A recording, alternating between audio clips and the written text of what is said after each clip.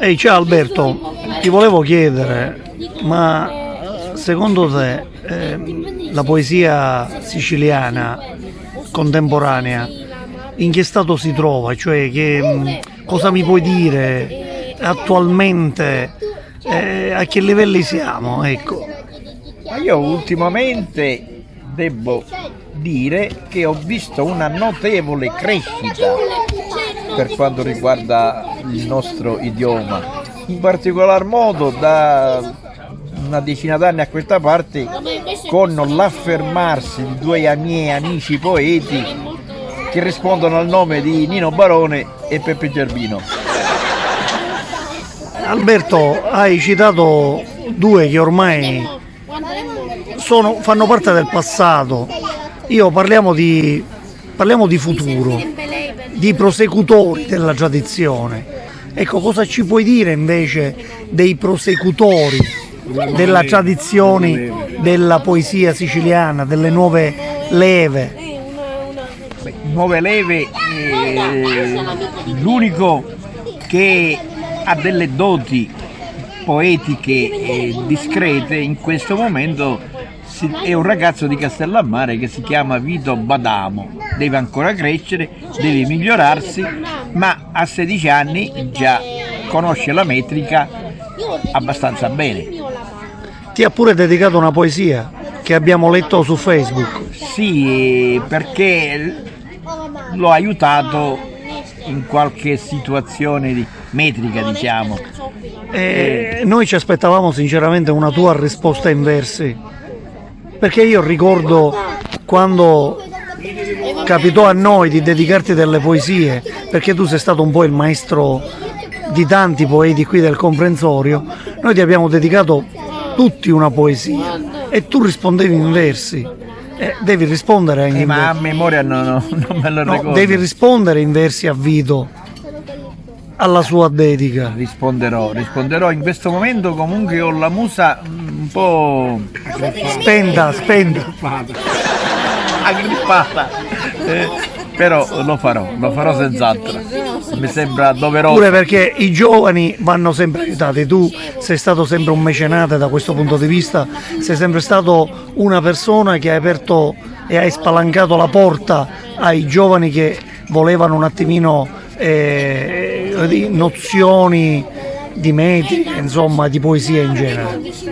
E invece Peppe Gerbino sì, fa parte del passato, ma lui tra quelli del passato è comunque sempre quello più giovane. Peppe Gerbino, secondo te, a che punto è? A che livello? Io ultimamente l'ho visto soltanto nelle vesti di attore. Su Facebook tra l'altro ho riascoltato la poesia che lui ha scritto e che dà il titolo al suo primo libro di poesie, appunto Me frati Arbolo. Sì, effettivamente si è cimentato ultimamente come attore. E secondo te è meglio come attore o come poeta? Fa pena tutti i poeti. Fa pena. Io come attore sia come attore che come poeta, lo conferma Peppe Gerbino. Io come attore non posso esprimere un giudizio perché non sono del ramo, diciamo. Ma per quanto riguarda la poesia, già da decenni da riuscito a raggiungere livelli espressivi alti. E la sua è una poesia di alti contenuti espressivi e utilizza molto la legatura, il che è difficile dirlo in francese. In jambement, in arcatura. L'inarcatura o in jambement. Sì. Io diciamo che su questo punto di vista, quando lui ha presentato Fuoco, dove è strapieno di enjambement, io nella mia relazione, anche se ma non è a caso, cioè non è fatto è una scelta, no, viene, non è neanche una scelta. Vabbè, la Allora, prendo. posso dire una cosa per quanto riguarda questa inarcatura? Ebbene, io la utilizzo pure, però nella stessa quartina, 3 versi che Esatto. siano Ora vi spiego sono perché. un po' troppi Perché e noi siamo perde abituati- il ritmo, perde la musicalità. No, perché noi siamo abituati alla poesia e rima, quindi ogni verso deve fermare per poi rimare con quello. E quindi ci si tant'è che quando io recito molte delle mie poesie che sono perfettamente in rima e metrica, alcuni dicono ah ma questa non era in rima però. Perché totalmente quando tu la reciti non è che devi rispettare il verso, devi rispettare il senso, quindi devi rispettare anche l'enjambement, altrimenti non ha Che con senso. l'enjambement praticamente il verso di 11 diventa 13, 14. Io in quella relazione ebbi a dire che non è che l'enjambement non deve essere utilizzato, che secondo me, secondo la mia visione, tu ne fai un uso spropositato. Non ci posso fare niente. Vengono, arrivano così. Per esempio Peppe Legotti, che è quello che mi ha fatto la prelazione, secondo lui invece è una dote, una virtù, una cosa E l'ho detto pure, dovrebbe in essere- contrapposizione quindi- a quello che lui affermava, io ho citato quindi questo. non lo so, a me viene, mi piace, devo essere sincero, mi piace, ma non è che lo ricerco. E non lo ricerco. le cose che piacciono, Non lo ricerco. piacciono, giusto Alberto? Giusto dico, le cose che piacciono, piacciono. Sì.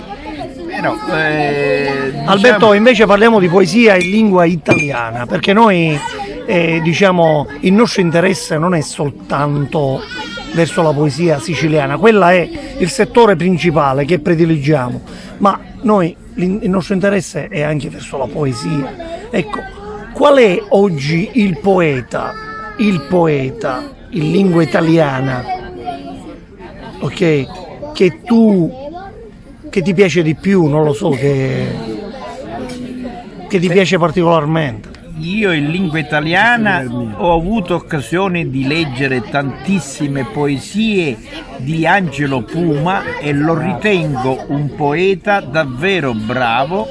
Confermo. Poco valorizzato forse perché poco conosciuto, ma per me Angelo Puma è uno dei più grandi poeti contemporanei in lingua italiana. E non abbiamo ancora avuto la possibilità di leggere una sua raccolta completa di poesie Non si perché vuole convincere, tanto non ha tempo ancora che cerco di pubblicato. convincerlo a pubblicare e ancora non si decide, ma spero di convincerlo a pubblicare perché è veramente un poeta con la P maiuscola. Ma secondo Contrariamente a tanti altri che comunque si emulano l'un l'altro, a me dispiace dirlo, però noi siamo stati in giuria al concorso di Agrottammare, arrivano 6, 7, 800 poesie in lingua italiana e mi dispiace dirlo, c'è l'annata del vento e tu vedi tutte queste poesie che hanno il vento come tema, poi c'è l'annata dei fiori, l'annata dei gabbiani, insomma manca, almeno per quanto riguarda le poesie che ho letto io, ne ho letto tante, così come ne ha lette tante Alberto, anche tu Nino, manca l'originalità. Sembra che si emulino l'un l'altro, sembra che si voglia imitare un poeta famoso piuttosto che un altro, manca lo stile proprio. Ecco, invece Angelo Puma non solo c'ha un suo stile, non imita nessuno, non emula nessuno e la sua, ripeto, è una poesia veramente di altissimo spessore e di altissimo livello. Spero che pubblichi presto. Angelo, pubblica! Ma secondo voi perché ci sono poeti che non vogliono pubblicare le proprie poesie? Noi per esempio ne conosciamo uno che salutiamo, Dino Altese era un po' restio a pubblicare le sue poesie. Perché questo atteggiamento? Dino Altese, Secondo te, Alberto, da che cosa può derivare questa sorta di resistenza alla pubblicazione delle proprie opere?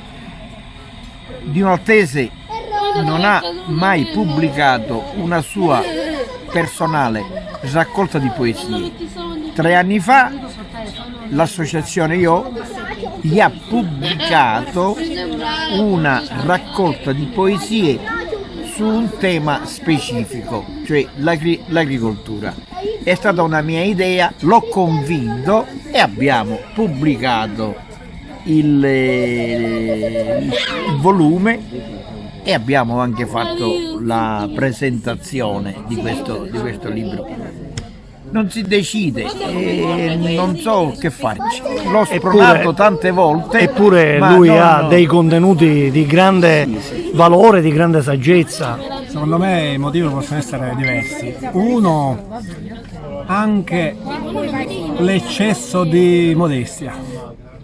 Cioè, sono veramente poeti talmente bravi e non sanno di esserlo. E quindi sottovalutano i loro versi. Ma se loro prendessero consapevolezza della grandezza dei loro versi, si renderebbero conto veramente del valore di quello che scrivono. Quindi magari secondo me non si sentono all'altezza, sono persone comunque, Quindi sono Peppe, persone colte, persone che conoscono la poesia e secondo il loro punto di vista magari non si sentono all'altezza di, ma è solo un eccesso di modestia e di umiltà, perché veramente ma e allora chi pubblica è un arrogante? poi chi pubblica è solo qualcuno che ha proprio questa necessità. O è, Infatti stavo dicendo, o è presuntuoso? no, chi no, pubblica? no, assolutamente. Stavo dicendo, difatti i motivi possono essere diversi. Quello era uno dei tanti. L'altro può essere questa, che loro ancora magari non sentono questa necessità di condividere i loro versi, quello che sentono, le loro sensazioni con gli altri. Chiamiamolo una sorta di gelosia, ma che poi gelosia non è. Ancora magari non hanno questa necessità di condividere la loro poesia con gli altri. Chi pubblica non è né arrogante. E invece voi assolutamente. come la Chi pubblica- pensate? Chi pubblica sente la necessità di condividere quello che ha scritto, secondo me. A proposito di questo tema, che cosa ne pensate invece su chi ritiene che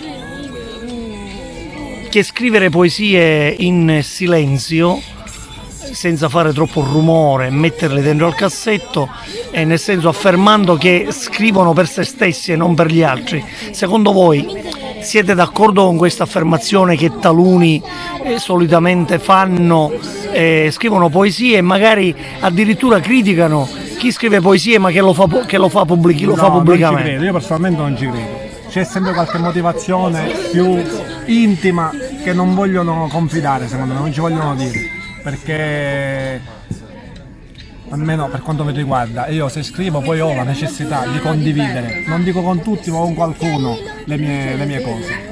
Quindi la motivazione effettiva non lo so qual è. Però Io penso che chi scrive anche per se stessi, scrive anche indirettamente per gli altri, assolutamente. perché uno che mi dice io scrivo e infilo tutto dentro al cassetto, dentro di sé comunque coltiva quella speranza che qualcuno un domani possa leggere quelle cose. Quindi comunque si scrive sempre per gli altri. non sono onesti, ma non è una onestà, non è un'accezione negativa, per carità. Però secondo me alla base c'è sempre quella, la mancanza di consapevolezza, la mancanza di fiducia in ciò che si scrive, quindi si ha paura magari di essere giudicati. Forse è quello. Alberto, sei d'accordo con questa? Ci sono poeti che sono timidi in un certo senso e non vogliono esternare, far conoscere agli altri i propri componimenti. Però non si può scrivere per se stessi, perché l'uomo è un comunicativo, cioè tu devi esternare e devi rendere partecipi gli altri dei tuoi sentimenti, in questo caso in versi, giustamente. Poi la poesia comunque nasconde e svela sempre qualcosa, quindi in base magari a ciò che si scrive qualcuno può scegliere di non condividere quei sentimenti che magari ritiene molto intimi. Sì, però io dico, una volta che già tu l'hai pensato e le hai scritte questi pensieri, queste emozioni, il solo fatto che tu li hai impressi su di un foglio, tu già hai creato un qualcosa che può essere un giorno fruibile agli Stai altri. tranquillo che si spera che qualcuno possa leggerli, magari non in sua presenza, però perché magari dipende, in base a quello che c'è scritto in quei versi, magari può anche imbarazzarlo. Ecco. No, volevo continuare questa bellissima discussione qui, perché non ci mancherebbe. questo bellissimo dibattito. Cosa mi dite invece per quanto riguarda Alberto i premi letterari? C'è da selezionarli, come ogni cosa. C'è quella cosa organizzata bene, c'è l'altra organizzata un po' meno. Il premio letterario sicuramente non è tramite i premi. Ma io leggo pure dei premi che hanno l'aria di qualcosa proprio di inventato, Sì, premi inventati a tavolino. Ci mancherebbe, perché magari in quel modo premi un amico piuttosto che un altro. Per carità, non entro al merito, però sicuramente il bravo poeta non è quello che vince i premi, non è quello. Ma è possibile invece che o almeno non è soltanto quello. Ma è possibile invece che una parte dei poeti è davvero convinto che il poeta più premiato è quello più è bravo, il poeta più bravo? Assolutamente, non è vero, non c'entra niente. Secondo me è una convinzione invece comune. È una convenzione sbagliata, perché tant'è che una poesia presentata più concorsi, magari in un concorso viene premiata con il primo premio, in altri non viene neanche calcolata. Quindi i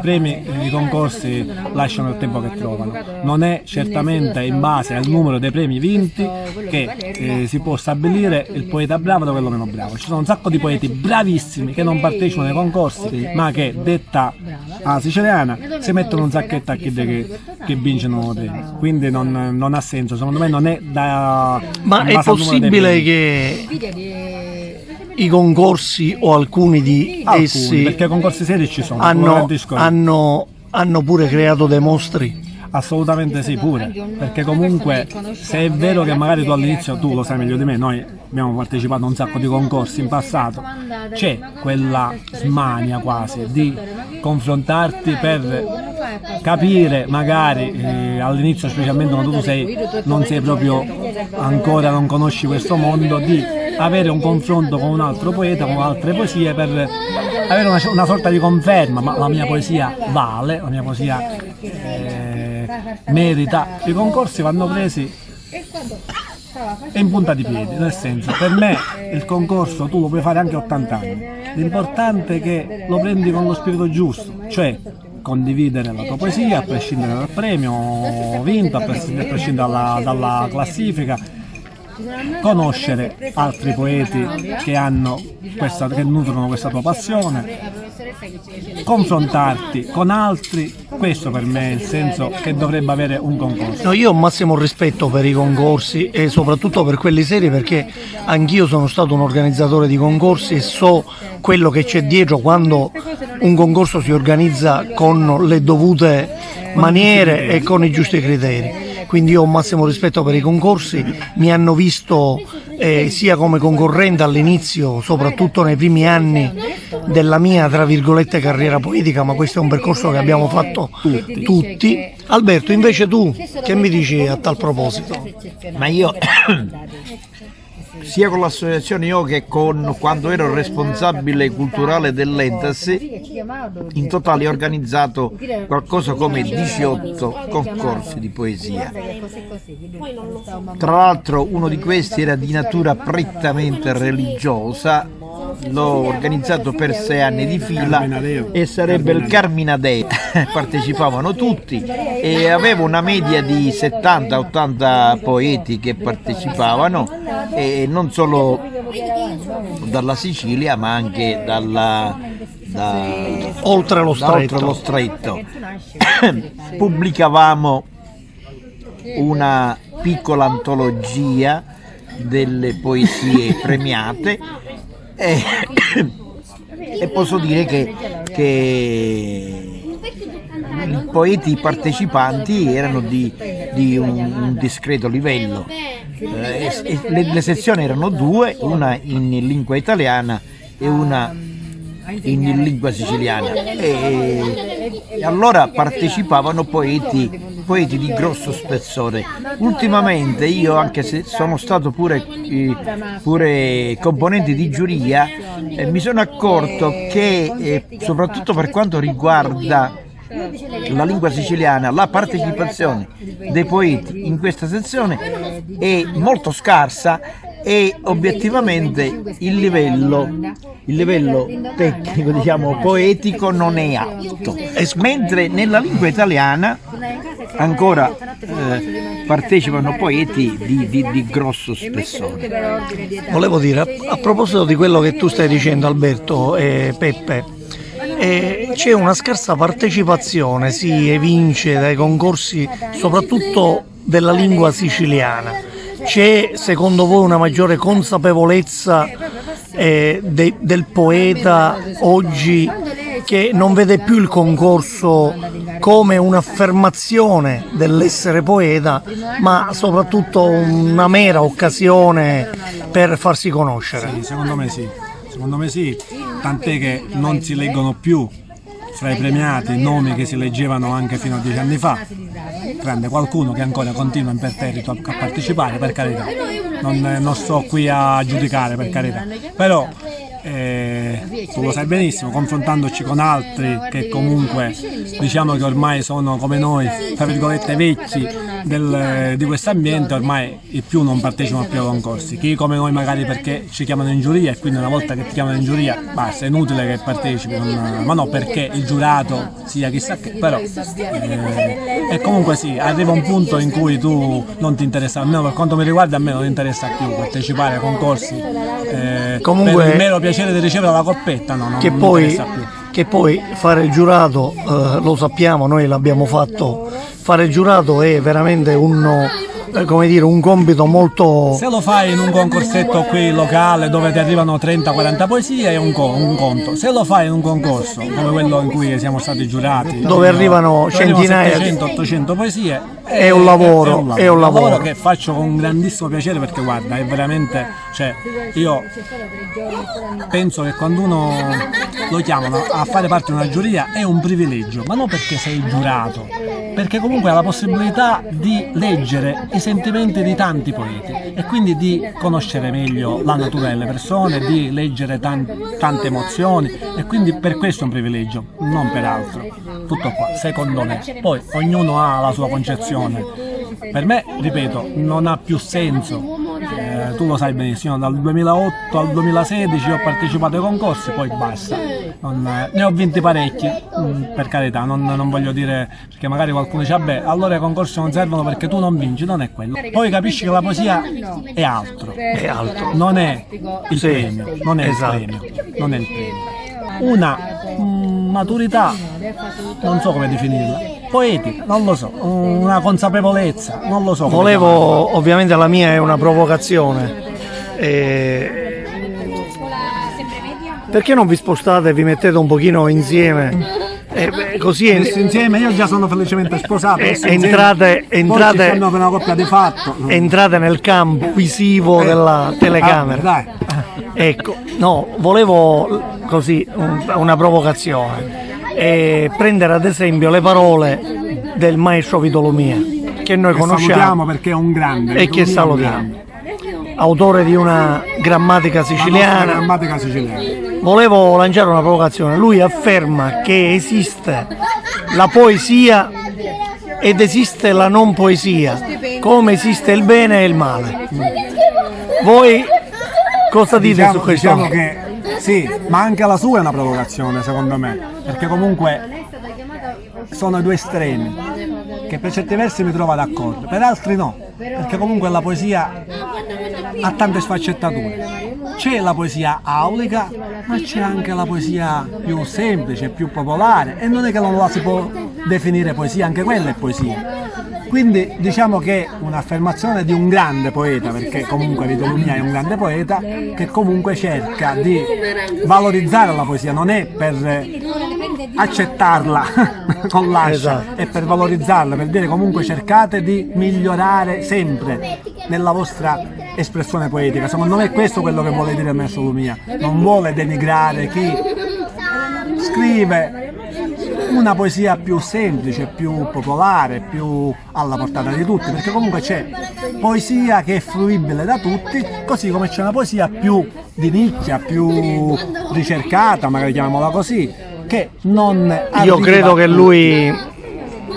credo che lui invece si riferisse un attimino a, diciamo, ad una parte di poesia contemporanea che spesso ci capita anche a noi di leggere e risulta molto incomprensibile. Lui questa la ritiene non poesia per il semplice fatto non che non sia poesia, ma è come dire composta in maniera tale che nessuno ci capisce nulla. Anche qui c'è da stabilire a quale tipo di poesia lui si riferisce, quale è lo stile del poeta, se non il poeta vero e proprio, perché comunque esistono tanti tipi di poesia, non si può puntare il dito su una forma di poesia piuttosto che su un'altra. È vero, ci sono certe poesie che io chiamo specchietti per le allodole, perché neanche profano, perché a volte ingannano anche persone molto colte, solo perché usano delle parolone che magari neanche il Treccani più Allora, io quello che tu stai dicendo io lo chiamo sfarzo letterario. Perfetto, tu hai definito in due parole quello che volevo dire io, il concetto che volevo dire. Lo sfarzo letterario non è poesia, è sfarzo letterario. Vitulomia secondo me, scusa, si riferisce in particolar modo a una frangia di poeti che sono indirizzati nella poesia moderna, avanzata, che come ha detto poc'anzi Peppe Gerbino, a volte risulta incomprensibile, il che la poesia deve essere comunicazione. Deve essere soprattutto un messaggio. È un messaggio. Se tu non riesci a mandare un messaggio chiaro al lettore, il lettore quando legge una poesia si deve emozionare, si deve rattristare perché non gli piace, deve provare delle emozioni. E secondo quando me legge una poesia di questo tipo che non ci capisce niente, rimane. E secondo me Sì, c'è un però altro io particolare. non voglio fare l'avvocato del diavolo, perché voi sapete benissimo qual è il mio pensiero. Però vero che si deve emozionare. Io dico sempre che per me la poesia è quel punto immaginario, quel luogo magico in cui si incontrano ciò che vuole dire il poeta con ciò che vorrebbe leggere il lettore. Quando io leggo qualcosa e in quei versi mi ci rivedo, mi emoziono, percepisco qualcosa che mi accomuna quasi al poeta, e allora per me quella è poesia. Però è una cosa soggettiva, perché è vero che ci sono delle poesie incomprensibili, ma incomprensibili a chi? Magari per noi sono incomprensibili, per qualcun altro ciò che per noi è incomprensibile per qualcun altro può anche essere emozionante. Mi è capitato a me un'esperienza del genere. Voglio tornare al discorso di prima, lo sfarzo letterario, che chi mastica un po' di poesia lo riconosce subito, molte volte inganna molti, Cioè, passando per poesia esatto. alta, ma in realtà è solo, come dicevi tu, sfarzo letterario. Quindi bisogna distinguere quello che è lo sfarzo letterario, quella che è una forma di poesia particolare che magari non arriverà a tutti, ma a qualcuno arriva. Tagliamo la testa al toro. Secondo voi, un nome in Sicilia, un poeta, un poeta, quello che per voi è il massimo della poesia siciliana in Sicilia, ne conoscete tanti, sicuramente ci sarà. Alberto, per te, un nome, mi serve un nome. Io il primo grande poeta ovviamente, che ho conosciuto, ovviamente vivente, è stato Vitulomia. Poi ultimamente, nel senso negli ultimi anni, ho avuto modo di leggere, perché mi manda i suoi libri, Ninni Magri.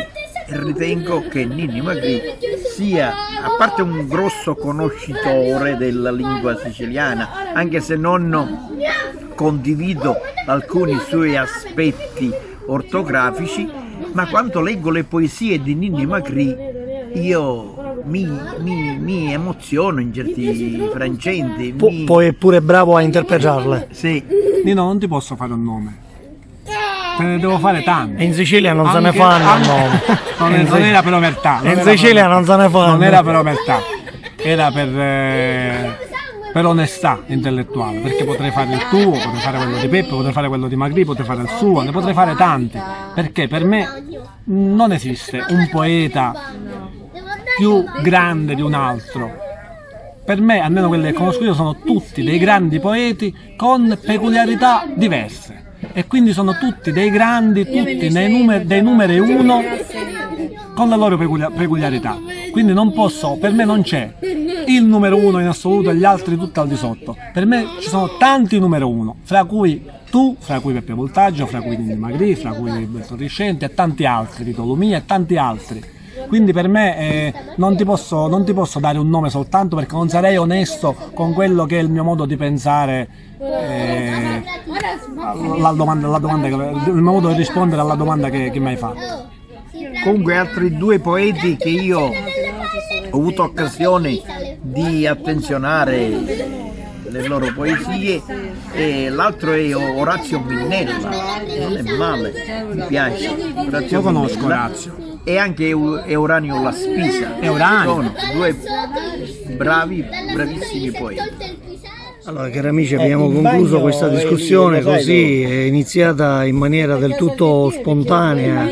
Eravamo qui davanti a una pizza e abbiamo fatto una chiacchierata così, così parlando un po' di poesia, di poeti, insomma, ognuno di noi ha espresso dei pareri, delle opinioni rispetto a questo tema che ci sta parecchio a cuore, quindi prendetela così come una semplice chiacchierata, non era un dibattito. Vi saluto, vi abbraccio, ciao ciao.